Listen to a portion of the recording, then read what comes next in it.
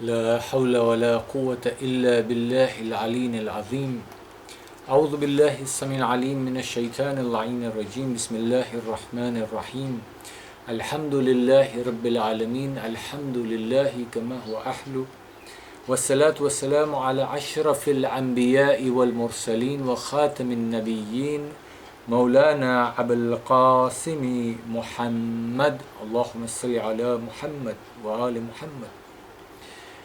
Today we are entering the fourth day of the holy month of Ramadan, and we have been discussing in this month the famous work of the fourth holy Imam, the great grandson of the Holy Prophet, the literature known as Risalatul Huqooq, the rights upon each and every one of us of everything that Allah SWT has created, facilitated for us, and at the same time the right of Allah SWT, of course, being the supreme right and the most important one.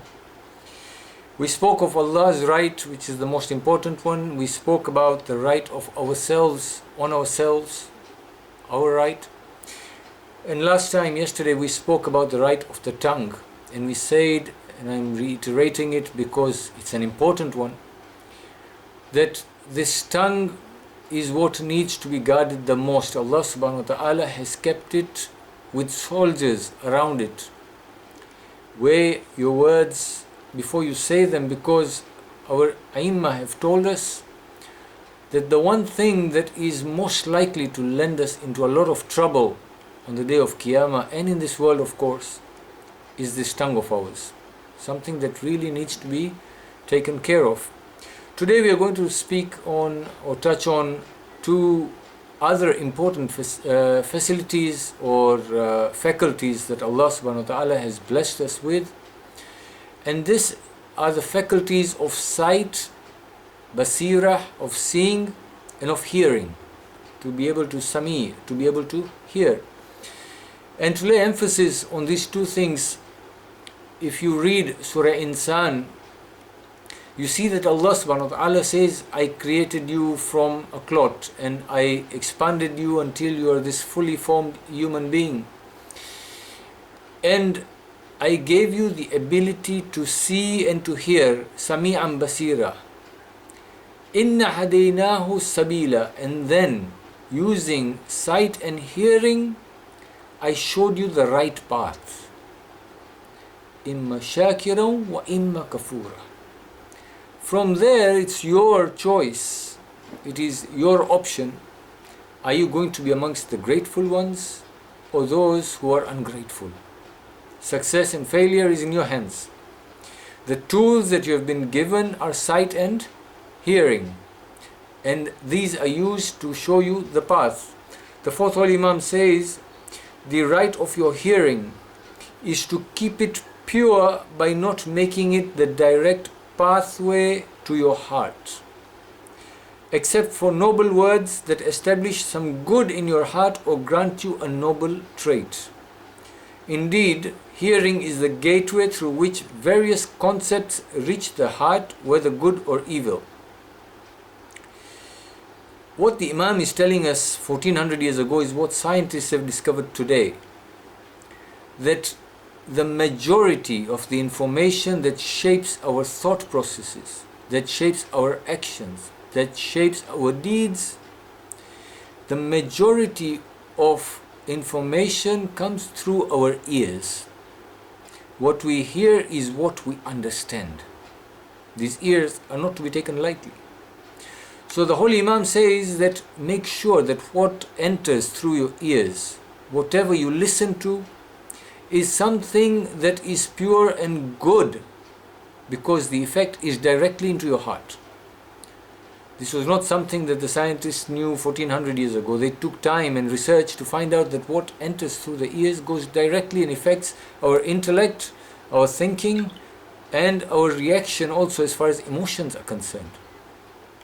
So at times we occupy ourselves listening to haram things. It's amazing that if you look at the list of things that you're prohibited from listening to, they're few compared to what you are allowed or permitted to listen to. But I find more satisfaction in listening to music that is polluting my heart, because the words that are in that song are directly affecting my heart and shaping my thought process and my actions. And yet I am reluctant to listen to nasheeds and to marthia and to nawhas or the Holy Quran, which is the best of things to listen to. And yet the words of the Holy Quran, as much as I may not be an Arab or understand the Arabic language, the effect is going directly to my heart and shaping my heart. So what is better for me? I can spend hours looking at a movie that has no bearing on my life, and it is just giving me depictions of violence or comedy just to pass my time. It has no benefit to me whatsoever. But the words I'm listening to, I'm capturing them and I'm going to act upon them. Whereas when I'm given a good lecture, even if it's a few minutes, I do not have the perseverance to listen to it and accumulate something that will shape me for the better.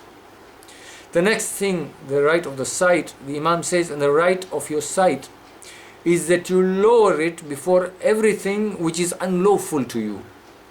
Prevent your eyes from seeing what you have been forbidden to see, and that you abandon using it except in situations in which you can take heed in such a way that you gain insight or acquire knowledge by it. Indeed, sight is the gateway to learning. Another concept that today is coming to the forefront, that when a student in the class sees something practically, this is where the practical aspect of education has started evolving. You may talk about a concept in abstract form. You may try and explain to somebody how the world is round. But when you practically put an example on the table that they can see, the effect is more profound. And so the Imam says, be careful. Guard your sight. If you look at those things that have been made haram to see, especially where the na-mahram issue comes in, your mind starts processing that knowledge and starts wandering into different directions of thought that then corrupt the whole system. As much as you try and prevent it, then your wakeful hours, your sleeping hours, your dreamscape is all now shaped with what you saw. We sometimes spend hours looking at things that have no material benefit to us in our lives at all. We are busy looking with our eyes for faults of others, for example. I may be somebody who peeps out of my window and am more vigilant about what my neighbors are doing and not at all concerned about what my own self is doing, what my own family is doing, which is more important. So the Imam says, lower your eyes before everything that is unlawful, and do not use your eyes, close your eyes, abandon the use of your eyes except in situations where you can take heed, where it will benefit you, where it will guide you, where it will take you in the right direction. In closing, there is one saying that I remember from childhood. We were told the difference or the amount of space between the ears and the eyes are 4 fingers. If you measure between your ears and your eyes, they are 4 fingers. The meaning of this is that many a times you will hear things and you will jump to a conclusion, but it is more beneficial to you if you were to go and ascertain the reality with your own eyes. Many times we jump to a conclusion by the waswas of shaitan through even the ins. This is part of the 4 calls you hear, that Allah SWT is telling us, take my protection from the waswas of shaitan, even through the insan. Many a times the waswas is put into our ears and goes direct to our heart, and we start reacting and acting according to what we have heard, rather than going and ascertaining with our own eyes. The Holy Quran says, Ainul Yaqeen. Go and acquire certainty of knowledge by seeing it, witnessing it with your own eyes. We should make an effort to use these faculties in the way they've been prescribed, so that we may achieve taqwa. وآخر دعوانا أن الحمد لله رب العالمين. سورة مباركة الفاتحة.